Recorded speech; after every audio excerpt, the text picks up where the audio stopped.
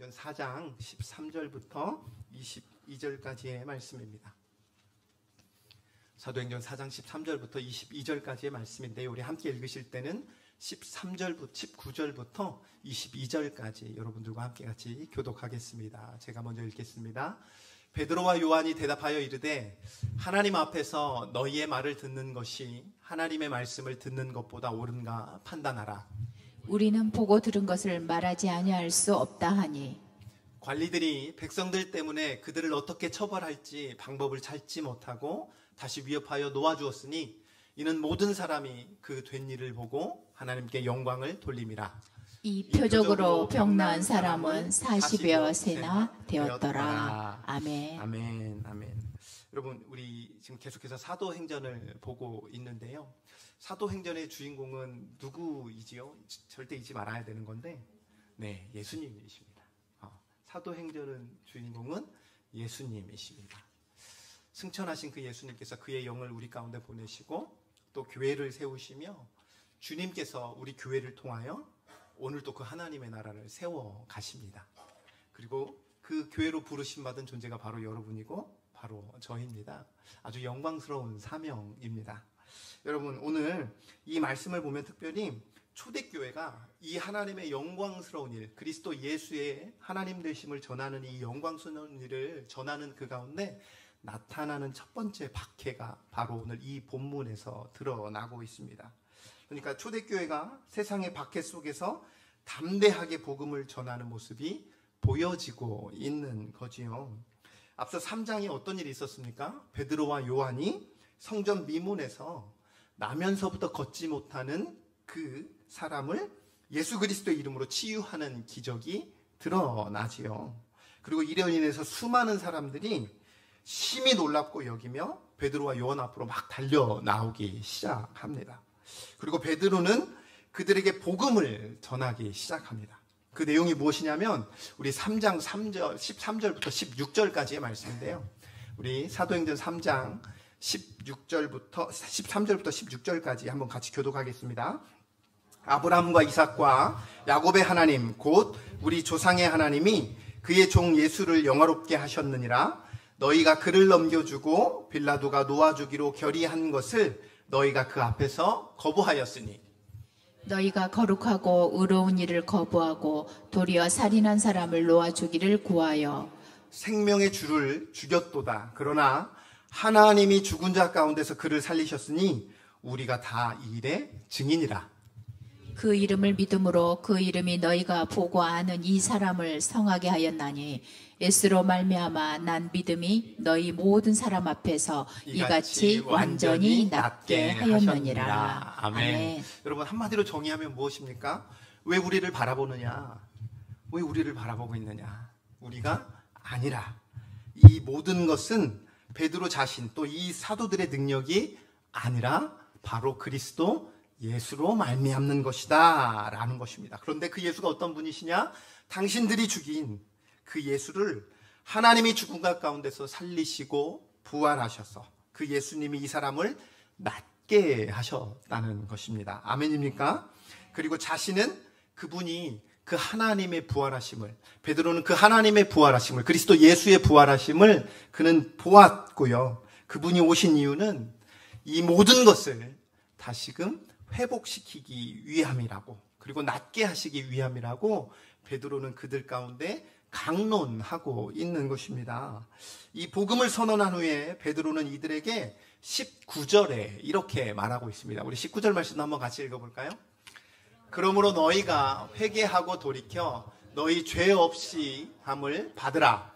이같이 하면 새롭게 되는 날이 주 앞으로부터 이를 것이요. 아멘. 그러니 뭐 하라는 겁니까? 회개하라.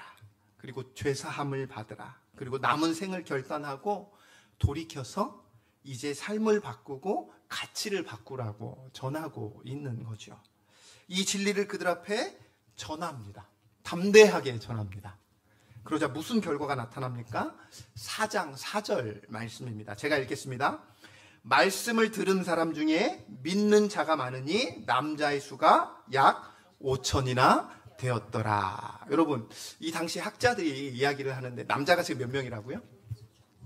그 예루살렘에 그 당시에 예루살렘에 거하는 대략 남자의 수가 몇 명 정도 되냐면 이제 좀 숫자가 많긴 하는데 약 2만 5천 명부터 많게는 이제 10만 명까지 있다고. 특별히 6월절이 되면 더 많은 사람들이 그곳에 있다는 거죠. 그러면 여러분 한번 몇 분의 몇 정도 될까요? 어마어마한 숫자입니다. 그러니까 지금 이 광주 땅에서 5천 명은 그렇게 많은 숫자가 아닐 수도 있지만 이 당시 예루살렘에서 5천 명은 어마어마한 숫자였습니다. 그런데 이 숫자 전에 또 얼마나 많은 수들이 주님께 돌아왔죠? 대략 다 더하면 약 9천에서 10,000명 정도가 돌아온 거예요. 그러니까 엄청난 일이 이 예루살렘 가운데 일어나고 있다는 거예요. 그러니 자연스레 모든 사람들이 주목할 수밖에 없었던 거죠. 이 놀라운 복음의 확장이 일어나다 보니 이렇게 기뻐하는 사람들이 넘쳐나기도 하지만 그 이면엔 이 복음의 기쁜 소식을 싫어하는 사람들이 있었습니다. 이 반대로 이 복음을 누군가에게는 기쁜 소식이 아니었던 거죠. 그들이 누구냐면 1절부터 3절까지 우리 한번 같이 보도록 하겠습니다. 제가 1절 읽겠습니다. 사도들이 백성에게 말할 때에 제사장들과 성전 맡은 자와 사두개인들이 이르러 부활이 있다고 백성을 가르치고 전함을 싫어하여 한번 같이 읽겠습니다. 그들을 잡음에 날이 이미 저물었으므로 이튿날까지 가두었으나. 여러분, 복음의 내용이 무엇입니까? 복음에서 말하는, 방금 말씀 주신 거, 복음에서 말하는 인간은 딱 하나예요. 우리가 죄인이라는 거예요. 그러니까 복음은요, 잘 보면 정죄로 시작합니다. 여러분, 복음이 복음될 수 있는 가장 큰 이유는 뭐냐면 그 복음을 듣는 우리가 어떠한 존재인지를 자각하는 데서부터 이 복음이 기쁜 소식이 될 수 있다는 거죠. 내가 나 자신이 어떤 존재인지를 모르면 복음은 절대 복음일 수가 없어요. 그리스도 예수께서 여러분을 위하여 십자가에 달려 죽으셨습니다. 기쁘십니까? 아닐 수도 있어요. 왜 죽었는데요? 왜요? 굳이? 내가 나를 모르면, 내가 어떤 존재인지를 모르면 복음은 우리 삶 가운데 전혀 기쁜 일이 될 수가 없어요. 오늘 여기서도 말하는 거예요. 복음에는 바로 우리에게 제일 먼저 뭘 하냐면 정죄를 합니다. 우리는 죄인이라고. 우리는 죄인이라고 복음은 우리에게 말하는 거죠. 그러니까 우리의 힘으로는 이 죄의 굴레에서 절대로 벗어날 수 없는 존재다. 이것을 계속해서 이 복음은 우리에게 먼저 던지는 거예요. 복음이 복음일 수 있는 이유가 방금 말씀드렸듯이 우리가 어떤 존재인지를 정확하게 알 때만이 그 복음이 기쁜 소식이 될 수 있다는 거죠. 그러다 보면 어떤 사람들은 자신의 죄인됨을 자각하는 거예요. 그렇구나. 내가 죄인이구나. 내가 내 힘으로는 나를 일으켜 세울 수 없는 죄인이구나. 나는 내 힘으로 아무것도 할 수 없는 죄인일 뿐이구나. 이렇게 자각하는 자는 회개의 자리로 자연스럽게 나가는 거죠. 그 회개의 자리로 자연스럽게 나아가게 되는 거겠죠. 그리고 신학적으로 보면 성자 예수께서 성취하신 이 생명의 복음을 성령 하나님께서 그 인생 가운데 적용시키는 역사인 거지요. 그래서 아까 읽은 4절 말씀처럼 그 남자의 수만 몇 명이 돌아왔다고요? 5천 명이 돌아왔다는 겁니다. 그런데요, 이 복음이 말씀드린 것처럼 어떤 이들에게는 전혀 기쁘지 않는 겁니다. 바로 누구였냐면 말씀 보시면 누구라고 나옵니까? 제사장들과 성전 맡은 자들과 사두개인들입니다. 여러분, 이들이 누구입니까? 제사장은 누구죠? 합법적으로 성전에서 뭐 할 수 있는 자죠? 백성들을 가르치고 제사할 수 있는 권한을 가진 자들입니다. 그러니까 가르칠 수 있는 권한을 가진 자들이 누구라고요? 제사장들이었어요. 성전에서. 그런데 지금 누가 가르치고 있죠? 제자들이요. 예수님이 가르치셨고 이제 그의 제자들이 성전이 아닌 다른 곳에서 하나님의 말씀을 가르치는 거예요. 그러니 이 제사장들이 보기에 이들이 하는 행위는 자신들이 향한 도전이었던 거죠. 자, 여러분, 성전 맡은 자가 누구냐면요, 성전과 성전 주위의 질서와 치안을 맡은 자들입니다. 그러면 뭐 경찰 정도 되나 보구나. 아니요, 여러분, 이들이 대제사장 다음으로 성전에서 가장 높은 권위를 가졌습니다. 그러다 보니까 이들로 말미암아 이 사도들로 인해서 이 분의 이 어려운 일들이, 그러니까 그들이 생각하기에 갈등이 일어나고 무언가 분위기를 조장시킬 것 같은 생각이 드니까 성전 맡은 자들도 이들의 행위를 달갑지 않게 여기는 거죠. 그리고 마지막 누구입니까? 사두개인입니다. 여러분, 사두개인은요, 제사장 가문을 중심으로 한 유력한 아주 정치 그리고 종교 지도자들입니다. 이들의 특징이 있습니다. 무엇을 믿지 않냐면 부활을 믿지 않습니다. 그러니까 철저하게 현실주의자들이었습니다. 그런데 누구에 대해서 지금 이 사도들이 전하고 있냐면 부활하신 예수 그리스도에 대해서 전하고 있으니까 당연히 이들은 달갑지 않고 기쁜 소식이지 않고 이들을 대적하는 거죠. 그러니까 이 세 부류, 제사장들과 성전 맡은 자와 이 사두개인들은 이 복음이 절대로 복음으로 들리지 않았습니다. 그러면 그 이면을 한번 살펴볼까요? 왜 이들은 복음을 복음으로 받아들이지 않았을까요? 자신들의 기득권이 없어질 거니까. 그냥 단순하게 보면 이겁니다.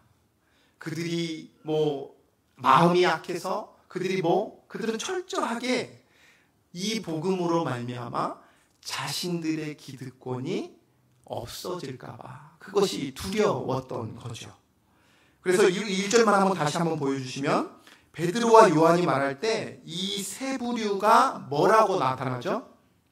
말씀 오늘 끝에 보시면 이르러라는 단어를 쓰고 있습니다. 그렇죠? 여러분, 이 이르러라는 단어가 그냥 어떤 의미로 여러분에게 들리십니까? 이 원어에는 이 이르러라는 단어가 어떤 단어가 가지고 있냐면 갑자기 달려오다, 그러니까 갑자기 다가오다, 급습하다라는 단어의 뜻을 가지고 있습니다. 네. 그러니까 그냥 제사장들과 성전 맡은 자와 사두개인들이 그들한테 와서 이런 의미가 아니에요. 굉장한 급박함을 가지고 그들에게 급습하듯이 달려왔어요. 그래서 존 칼빈은 이것에 대해서 어떻게 해석을 했냐면 그들이 불을 끄려는 소방수처럼 급하게 몰려왔다라고 해석을 하기도 합니다. 이 단어가 어디에서 쓰였냐면요, 누가복음 20장 1절에도 한번 쓰였는데요. 한번 같이 읽어볼까요? 하루는 예수께서 성전에서 백성을 가르치시며 복음을 전하실 때 대제사장들과 서기관들이 장로들과 함께 가까이 와서, 어디에 쓰였을까요? 가까이 와서예요. 그러니까 가까이 와서라는 단어가 그냥 왔나 보네 라는 의미가 아니라 바로 여기 있는 이 단어하고 동일한 단어를 썼다는 거예요. 그러니까 예수님께서 성전에서 바로 복음을 전하실 때에 이 세 부류가 동일하게 급습했다는 거예요. 뭐 하지 않도록? 막도록. 그리스도의 십자가의 복음을, 그리고 하나님 나라의 복음을 전하지 못하도록 가까이 왔다는 거죠. 여기 보시면 또 한 단어가 있는데 2절 말씀 다시 한번 보여주시겠습니까? 자, 2절 말씀 보시면 백성을 가르치고 전함을 뭐 한다고 나왔죠? 싫어한다고 나와요. 여러분, 싫어한다면 하지 않았으면 좋겠어 라는 그 싫어하다는 단어가 아닙니다. 여기서 싫어하다는 의미는 그냥 단순히 마음에 들지 않아 이런 정도가 넘어서는 단어인데요, 신약에서 굉장히 드물게 사용되는 단어입니다. 이 단어가 어떤 단어냐면 강한 불쾌감이나 짜증이나 분노, 괴로움, 심한 고통을 느끼는 상태 때 쓰는 단어가 이 싫어함에라는 단어예요. 그러니까 이들이 감정적인 반응을 넘어서 극도의 짜증과 불쾌감을 가지고 이를 막기 위해서 이들에게 나아갔다는 거예요. 그리고 이들을 막아서면 어떻게 합니까? 3절 보시면 그들을 잡아서 옥에 가두어 버렸습니다. 그래서 초대교회에 예수 십자가 복음을 전한 첫 번째 박해의 모습으로 나온 거예요. 여러분, 분명 예수 십자가 복음은 우리 모든 인류에게 들려진 꼭 전하여질 진리이고 생명과도 같지요. 그런데 이 공중의 권세 잡은 자들에게는 가장 싫어하는 것이기도 합니다. 무엇이? 바로 이 복음이요. 요한복음 15장 18절에서 20절 말씀 한번 보여주십시오. 제가 18절 읽겠습니다. 세상이 너희를 미워하면 너희보다 먼저 나를 미워한 줄을 알라. 19절입니다. 너희가 세상에 속하였으면 세상이 자기의 것을 사랑할 것이나 너희는 세상에 속한 자가 아니요 도리어 내가 너희를 세상에서 택하였기 때문에 세상이 너희를 미워하느니라. 내가 너희에게 종이 주인보다 더 크지 못하다 한 말을 기억하라. 사람들이 나를 박해하였은즉 너희도 박해할 것이요 내 말을 지켰은즉 너희 말도 지킬 것이라. 여러분, 우리가 복음을 전함도 이와 같다는 거예요. 우리가 분명 구원의 은혜를 우리는 받은 자죠. 아멘이죠. 우리는 그리스도 예수의 은혜로 말미암아 우리는 구원의 은혜를 누린 자입니다. 그리고 하나님은 그 구원의 은혜를 입은 자에게 사명을 주셨어요. 그게 무엇이냐면 세상 끝날까지 나의 증인이 되라는 사명을 주셨습니다. 늘 말씀드린 것처럼 소명을 가진 자는요 늘 사명이 있습니다. 소명만 달랑 가지지 않습니다. 소명, 곧 부르심에는 부른 이유가 부르거든요. 제가 저희 꼬맹이를 부를 때도 하율아 라고 부르면 하율이가 왔을 때 그냥 불러봤어 라고 하지 않잖아요. 뭔가에게 동생을 좀 도와줬으면 좋겠어? 아니면 뭐를 좀 해줬으면 좋겠어? 라고 제가 뭔가를 심부름을 시키기 위해서 부르는 것처럼 하나님이 내가 너를 사랑해, 넌 나의 자녀야 라고 부르시면은요 반드시 사명이 뒤따르게 되어 있습니다. 이 사명을 감당하는 것이 소명한 소명을 받은 자의 마땅한 반응이라는 거예요. 여러분, 그래서 이렇게 생명을 가진 자로서 그러면 왜 그냥 하나님 나를 사랑하면 되지 굳이 사명까지 주실 필요가 있을까요? 라고 생각하실 수도 있는데 그 소명의 가치가 너무 크기에 그 소명의 가치를 가진 자는 자연스럽게 그 소명의 가치를 나눠줄 수밖에 없이 나눠줄 수밖에 없는 삶이라는 거예요. 그러니까 그 소명의 가치가 너무나도 위대하니까 나 혼자 담기에는 너무나도 크니까 그 소명의 가치, 큰 가치를 본 자는 자연스럽게 사명으로 나아갈 수밖에 없다는 거예요. 그럼 반대로 이야기하면 내가 아직 내 사명을 누리지 못한다는 건 곧 무엇을 의미하는 거예요? 내가 그 소명의 가치를 아직도 완전히 깨닫지 못하지 않을 수도 있다는 겁니다. 사랑하는 성도 여러분, 기억하십시오. 하나님 안에서 그 부르심의 소명을 받은 자는요, 그 엄청난 부르심의 소명의 가치 때문에 자연스럽게 사명을 쫓아 살아갈 수밖에 없습니다. 그러한 복된 여러분과 우리 동산교회 여러분의 가정 일터 되시길 주님의 이름으로 간절히 축원합니다. 자, 이제 그렇게 여러분들을 생명을 가진 자로서 또 그 소명의 가치가 가장 행복한 삶이라는 걸 깨달았기 때문에 그 행복의 삶을 이제 다른 사람들에게, 타자들에게 막 나누어 주려는 그 사명을 가진 자는 어떤 삶을 살아가냐면 자연스럽게 직장인이든 아니면 주부든 아니면 그곳이 학생이든 어느 곳에든 보내신 그곳에서 자연스럽게 기쁜 소식을 드러내고 그 기쁜 소식으로 살아가는 거죠. 그런데 문제는 앞서 말씀드렸던 것처럼 세상이 이 복음에 대해서 싫어하기 때문에, 극도로 싫어하기 때문에 복음을 전하는 우리들 또한 극도로 싫어한다는 것입니다. 그런데 이 세상이 복음 전하는 것을, 그 미워하는 것을 두려워하지 않기를 주님의 이름으로 축복합니다. 오히려 내가 그 고난을 받을 때, 박해가 있을 때 이렇게 생각하셨으면 좋겠습니다. 아, 내가 주님 안에서 잘 살고 있구나. 나를 향한 박해가 있을 때, 아, 내가 주님 안에서 그 사명을 가진 자로서 잘 살고 있구나. 잘 살아내고 있구나. 그렇게 생각하시길 소망합니다. 여러분, 세상이 나를 미워하지 않으면 오히려 반대로 우리는 더 고민해야 됩니다. 우리가 복음으로 살고 있는지 우리 자신을 더욱더 살펴봐야 되는 거지요. 이 복음을 전하고 살아가는 삶이 우리 인생의 가장 큰 복입니다. 여러분, 하나님이 우리를 이곳 가운데 저번 주 우리 선교사님의 말씀처럼 복의 근원이 될 거라고 우리를 그렇게 부르셨잖아요. 그 복의 근원된 자로서 그 복을 전하며 그 복이 얼마나 큰 행복인지를 전하는 것이 마땅한 삶이라는 거죠. 그런데 여러분 기억하셔야 될 게 무엇이냐면 그 복음을 전한다는 건 말로만 물론 우리의 구두를 통해서, 우리의 입술을 통해서 전하는 거 굉장히 중요한 일입니다. 우리가 만나는 이들보다 예수 믿으세요 전하는 거 굉장히 중요한 겁니다. 하지만 복음은요, 기쁜 소식은 전하는 자가 먼저 기쁨을 누려야 합니다. 나는 슬픈데, 나는 전혀 기쁘지 않는데 내가 복음을 전한다? 여러분, 사람은요, 오감이라는 게 있어요. 그래서 저 사람이 기쁘게 전하는지 마지못해 전하는지를 그 누구보다 잘 압니다. 그 복음이 진짜 나의 삶의 복음일 땐 내가 전하고 싶지 않아도 자연스레 내 삶을 통해서 복음이 드러나게 되거든요. 그 가운데 나의 말을 통하여 복음을 얹히는 겁니다. 그러니까 복음의 삶에 복음의 말을 얹히는 거죠. 오늘 베드로가, 오늘 이 요한이 그러한 삶을 살았다는 거죠. 그리고 그러한 삶을 살아내었을 때 세상이 그를 박해하였다는 것입니다. 예수로 가득한 세상을 만드는 것, 2025년도 저희들의 표잖아요.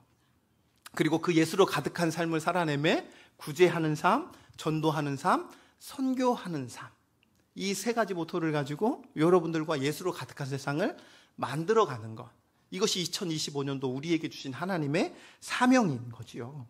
그런데 이 사명을 잘 감당하는 자에게 하나님이 늘 함께 하시는 줄로 믿습니다. 그리고 늘 함께 하시며 평안을 주시고 형통케 하실 줄로 믿습니다. 여러분, 형통은요, 늘 말씀드리는 것처럼 다 잘됨 절대 아니에요.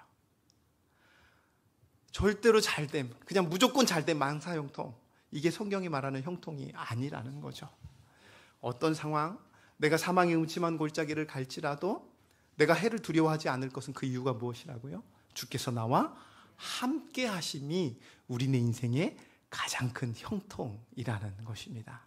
이것을 기억하시고 이 복된 소식을 늘 여러분의 삶 가운데 전하며 먼저 내가 그 복음을 누리며 살아내는 저와 여러분 되시길 주님의 이름으로 축원합니다. 이러한 복음을 들은 자, 여러분 기억하십시오. 어떤 박해도, 그 어떤 것도 복음을 가둘 수가 없습니다. 다시 한번 4절 말씀 보여주십시오. 이들은 갇혔지만 그 말씀을 들은 사람 중에 믿는 자가 많으니 남자의 수가 약 5,000이나 되었더라. 베드로가 뿌린 그 복음의 씨앗이 5,000명의 열매를 맺었다는 거예요. 우리 동산교회가, 그리고 여러분이 어려움 가운데 그 하나님께서 여러분에게 붙여주신 그 한 사람, 그 한 사람들을, 그 사람들에게 뿌린 그 복음의 씨앗이 분명 그들의 마음에 심겨져서 30배, 60배, 100배의 결실을 맺을 줄로 믿습니다. 여러분, 날이 풀렸어요. 날이 풀렸잖아요. 그럼 이제 우리가 뭐 할까요? 전도해야죠. 듣든지 아니 듣든지 이 영봉 땅에, 먼저 가까이서는 영봉 땅에 건빵을 들고 아니면 우리가 만든 그 커피, 드립커피를 들고 전하는 모든 이들에게 하나님이 당신을 사랑하십니다. 그리스도 예수만이 우리의 모든 것 되십니다. 그렇게 전하는 삶이겠죠. 그 전하는 삶의 가장 근거에는 기도와 말씀을 통하여 먼저 그 기쁨을 살아내는 것이고요. 자, 그렇다면 오늘 이렇게 옥에 갇힌 이 둘이 다음날 공회 앞에 딱 서게 되는 거예요. 그들 중에는요, 누가 있었느냐? 여러분, 이 공회 앞에 섰을 때 공회 앞에서 약 수많은 사람들이 이들을 둘러쌌습니다. 이거 굉장히 두려운 일 중에 하나예요. 그러니까 그 당시 권력을 가진 모든 자들이 이 두 명을 둘러싸고 있는 거예요. 그것도 강압적인 모습으로서 경멸하는 눈빛으로 그것을 딱 싸고 있는 거예요. 그런데 그 싸고 있던 사람들이 누구였느냐? 예수님을 사내들인 공회에서 재판했던 자들이었습니다. 그러니까 예수님을 재판하고 신문했던 그 자들이 오늘 동일하게 이 두 제자들 앞에서 마치 그 모습이 동일하게 드러났던 것처럼 오늘 이 모습 가운데서도 있는 거예요. 그 예수님을 신문한 그들이 이제 제자들을 신문하는 거죠. 그러면서 7절 말씀을 보시면 이렇습니다. 사도들을 가운데 세두고 묻되 너희가 무슨 권세와 누구의 이름으로 이 일을 행하였느냐? 그러니까 예수님께 신문한 그대로 이제 제자들한테 동일하게 질문을 하는 겁니다. 무슨 이름으로 백성들을 가르치고 있는지 신문하는 거죠. 여러분, 베드로는 여러분에게 어떠한 존재입니까? 어떻게 여러분, 베드로의 성품은 보통 우리 하면 뭐라고 이야기하죠? 불같은 성격이라고 이야기하잖아요. 그런데 반면에 또 그가 가진 성품 중에 하나가 무엇이었습니까? 그 불같은 성품이 어디에서 나타나냐면 전날에 그 예수님이 잡히시는 날 밤에 그 귀를 칼을 뺏어서 잘라버리잖아요. 굉장히 불같은 성품이었어요. 그때는 어떤 마음으로 잘라버렸을까요? 한번 베드로의 마음이 느껴지십니까? 네가 뭔데? 너 아직 이게 똥인지 된장인지 분간을 못하는구나. 이분이 누구신 줄 알고. 그렇죠? 그러면 기대했던 건 뭐냐면 이제 너희들이 상상치 못한 일이 방금 이제 너희들 앞에 일어날 거야. 근데 웬걸 순순히 잡혀가시는 거죠. 그랬더니 예수님은 아직도 이거 무슨 일이야 하면서 예수를 뒤쫓아가기 시작합니다. 그렇죠? 그 뒤쫓아간 가운데 어떻게 되죠? 그 안에 있던 종이 당신 나 봤는데 당신 이 사람과 함께 있었잖아. 그럴 때 아주 강하게 몇 번을 부인합니까? 3번을 부인합니까? 그러니까 그의 성품은 곧 쫄보도 있었어요. 그러니까 우리가 요즘 말로 현자 타임이라고 하거든요. 현실이 자각되는 거예요. 헐, 이게 아니었네? 하고 바로 꼬리를 내립니다. 그러니까 그는 두려워했고 무서워했습니다. 그런 존재였습니다. 그래서 전날 3번이나 예수님을 부인합니다. 그런데 오늘 동일하게 예수님을 둘러싸였던 그 경멸의 눈초리로 둘러싸였던 그 모습 그대로 이들이 둘러싸였을 때 그는 더 이상 두려워하지 않았습니다.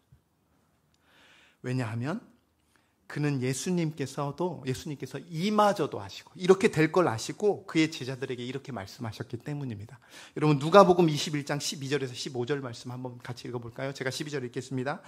이 모든 일 전에 내 이름으로 말미암아 너희에게 손을 대어 박해하며 회당과 옥에 넘겨주며 임금들과 집권자들 앞에 끌어가려니와 이 일이 도리어 너희에게 증거가 되리라.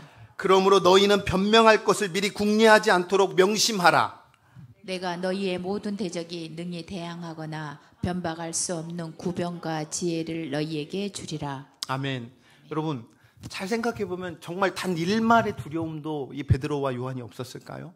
저는 있었을 거라고 생각합니다. 그런데 베드로와 요한은 이 잡혀 옥에 갇힐 때 성령 하나님께서 이 마음을 생각나게 하셨을 겁니다. 그리고 15절 말씀처럼 큰 힘과 위로를 얻었을 거예요.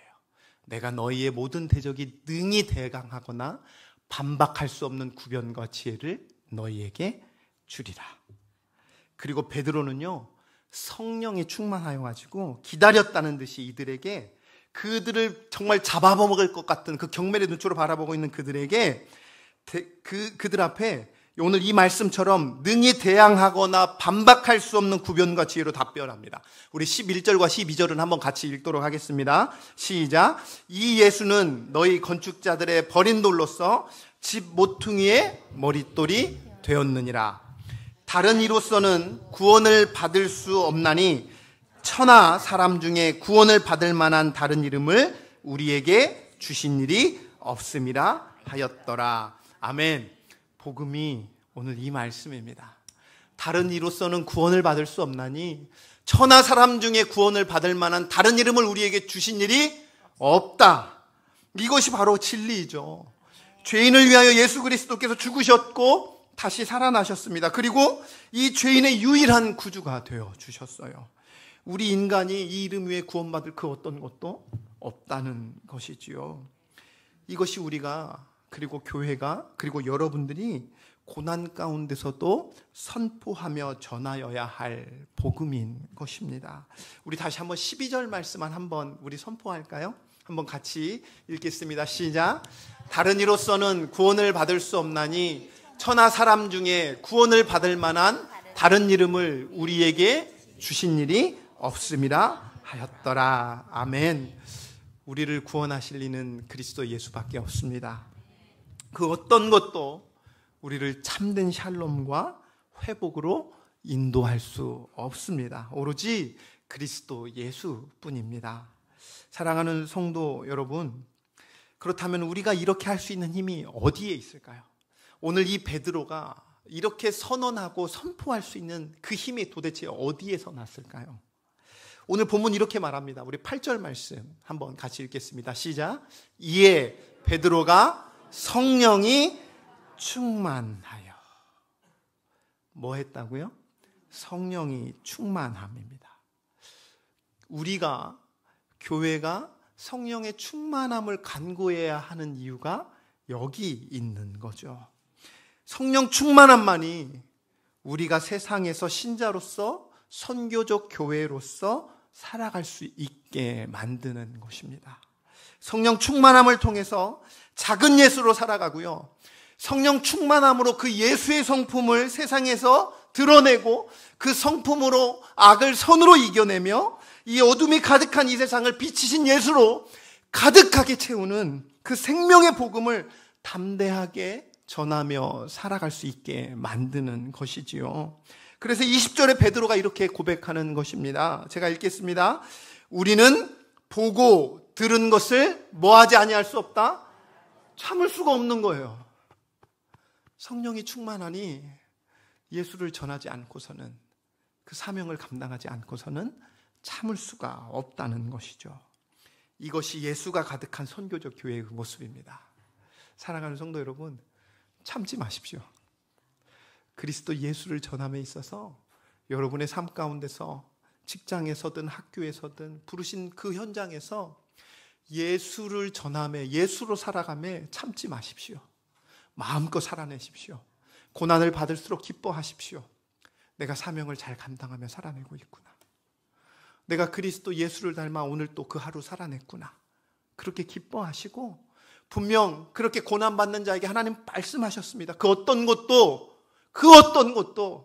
여러분과 그 하나님의 사랑에서 끊어낼 수 없다고요.